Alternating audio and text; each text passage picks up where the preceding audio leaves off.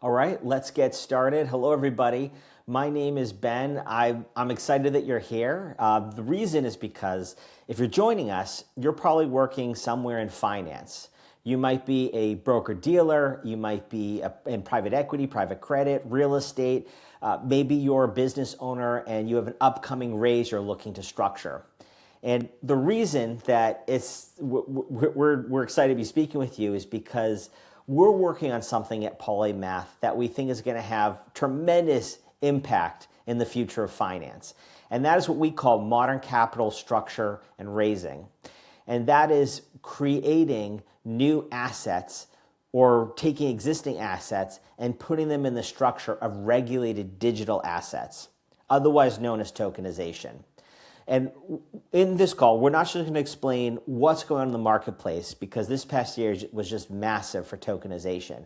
But we want to explain why the infrastructure of finance is changing so fast. And also, for those of you that are excited about tokenization and want to bring this technology and these tools to your businesses and your issuers, we want to give you the language and the understanding about how to explain it so that you can get the right people on board. And finally, I want to talk about Polymath and the services and help that we're able to offer. But just to get started, let's talk about the landscape at the moment. This past year was nothing short of just massive for tokenization. We saw many of the biggest financial institutions in the world take hundreds of millions of dollars of their portfolios and offer them through a tokenized asset offering. And the reason that we believe that they did this was because of the tremendous competitive advantage that this structure offers. So we're going to get into all that in just a second, but before we do, let's talk about the problem that tokenization solves. See, the way that everything's worked up to this point is offering or transferring ownership has felt less like a product that you're able to offer people or that you're able to buy if you're an investor. It tends to feel more like a giant group project. It's very complicated and full of paperwork and approvals and customization at every corner.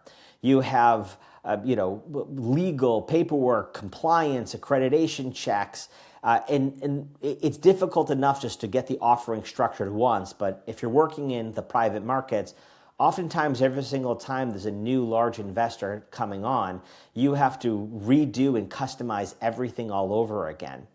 This makes it very cumbersome and difficult and full of rules, and the impact that has is doesn't just make the entire process complicated, and complicated is never what we're looking for when it comes to anything in business.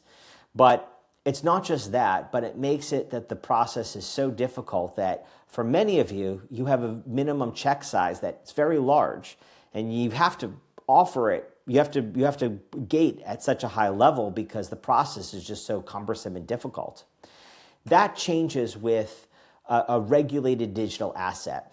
Imagine that you only had to do the work once.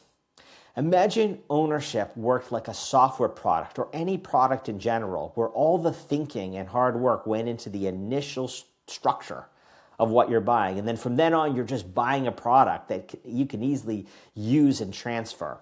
See, regulated digital assets have everything that the old model had. It has ownership, transfers, compliance, settlement, reporting, auditability, transferability, everything. The difference is that you program all the logic once. So you program in the rules about how the compliance checks work, how the auditing works. You program in the share offerings and how they're structured, the accreditation rules, the compliance checks. Everything that's been a manual process up to this point becomes a structured product that you can easily transfer. And not just can you issue it easily once you create it, but you can customize the size of it, because every new investor coming on isn't now going to get into this custom project where everything has to get updated. You can offer small amounts of shares or a large amount of shares with relatively the same amount of work. And this has many competitive advantages. In fact, that's one of the key insights that we want you to take away from this conversation. That it isn't just about getting capital into your businesses. That how you raise capital, especially how you structure the technology and tools behind that raise, is what will create a competitive advantage in the raise itself. See, normally we separate out how you raise capital. We just think of competitive advantage as technology, product, marketing. But no, one of the things that we believe and we see is the competitive advantage in how that capital is structured. And that's what I'm going to get into next, because the 4 areas that tokenization can offer businesses that advantage is in valuation, liquidity, control, and engagement. And I'm going to be talking about these one by one. So let's start with valuation. Now, the basic idea of this is pretty simple. It follows any kind of economics. The more that you have a supply and demand imbalance, the more that you have people demanding your product, whether that is a physical product, a digital product, or an asset, the higher the valuation can be, you can predict the valuation is going to be. And part of it is just the competition and visibility. Like if you're the only investor looking at a deal, you might wonder if you're making a mistake. But if lots of people are interested in that deal, well, suddenly you start thinking that all the valuation logic must be there. That's the first part about it. But the second thing to consider is that when you have a specific asset class, it might fit into a lot more portfolios than you're currently able to tap into.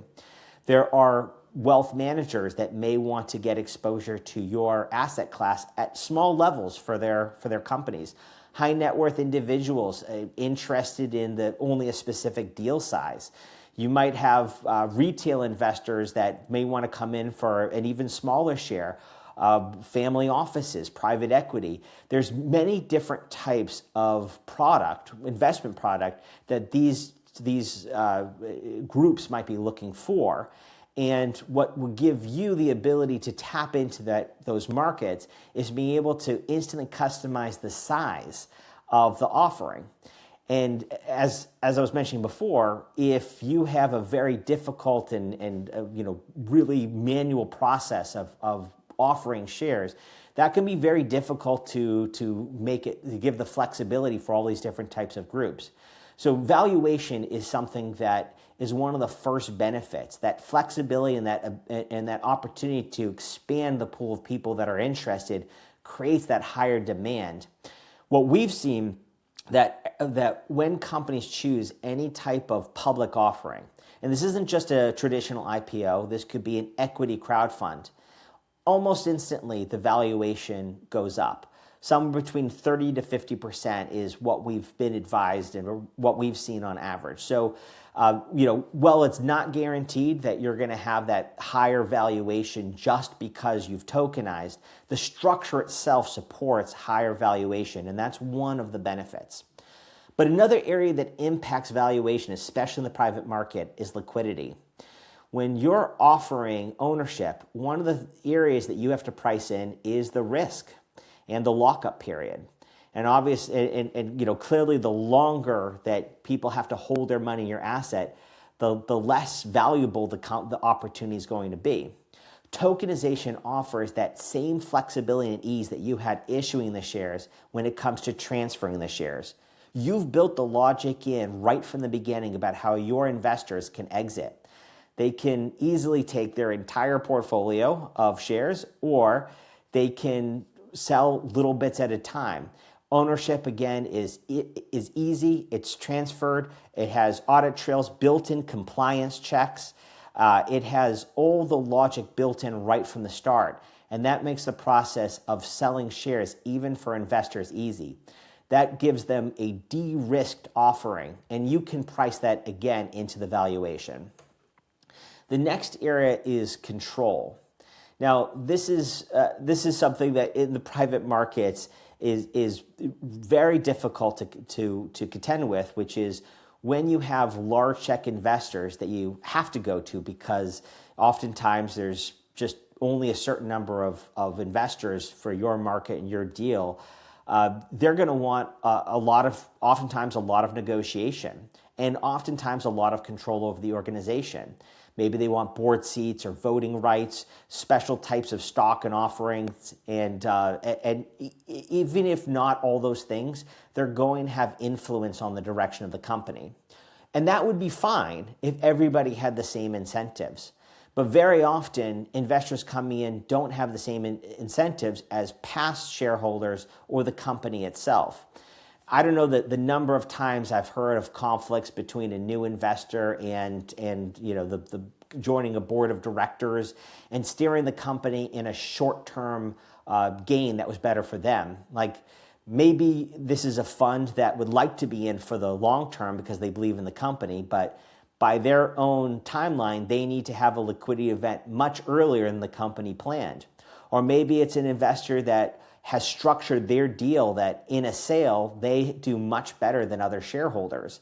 They have a conflicting interest. So all of this becomes messy and complicated in private deals when there's only a few negotiators at the table. When you tokenize an offering and you built in that logic right from the start, that means that you're offering a standardized set of rules across. And that makes it that not just, as I said, it can appeal to more types of investors and you get more conversations going, reversing the difficulty in the negotiation, but also it makes it so you can retain control. You have set the rules right from the start. It's expanded across an entire community of people. Again, this is how the strategy you choose.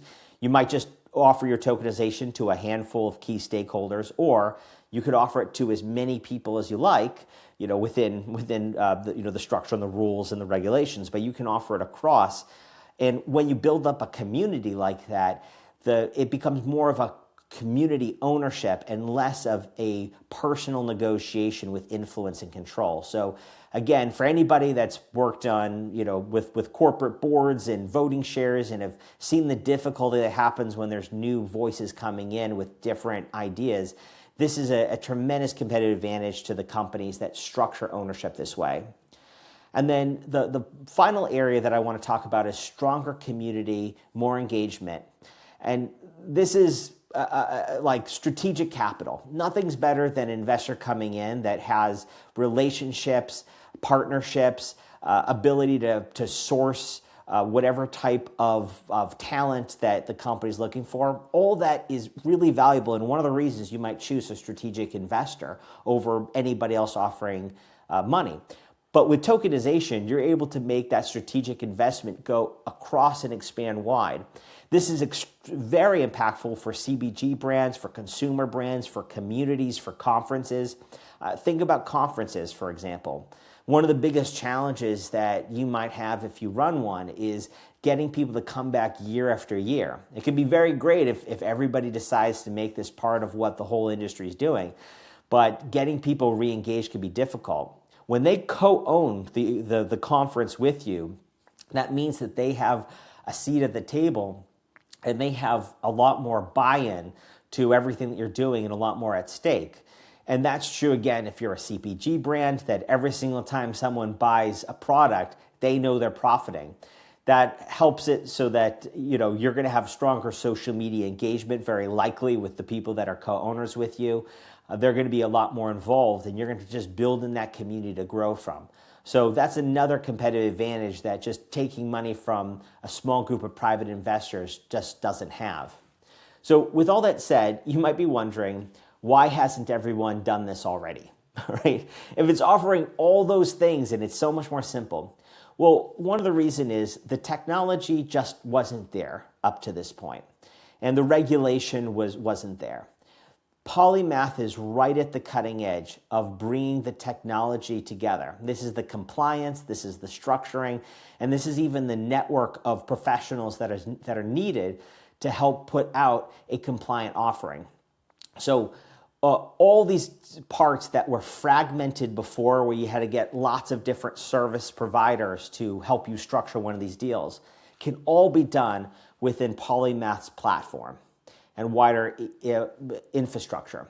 What we have built in for tokenized assets is compliance, identity, just the structure of issuance, transfers, investor management, settlement, everything within our platform that you need as a one-stop shop, as well as all the expertise both on staff and in our wider network, and people that you can reach out to make sure that your offering is strategically sound and compliant.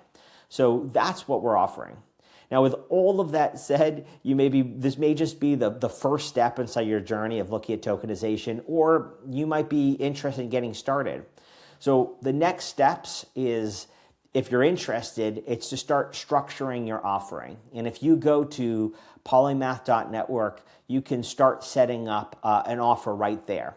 And what will happen is that a member of our team or we'll email you and get in touch, and we're going to start talking about how to launch your offering, how to structure it, the rules and regulations around it, and everything you need to manage.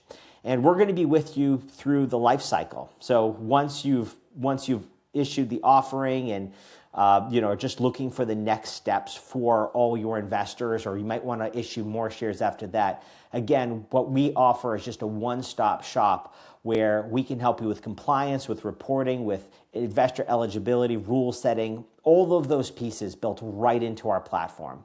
So with that said, thank you again so much for joining us. Feel free to contact us, support@polymath.network, our website, polymath.network. And feel free to get in touch with us. And if not, we'll see you on a future webinar, or perhaps we'll see your offering live on our platform. Thank you so much for joining us. Take care, everyone.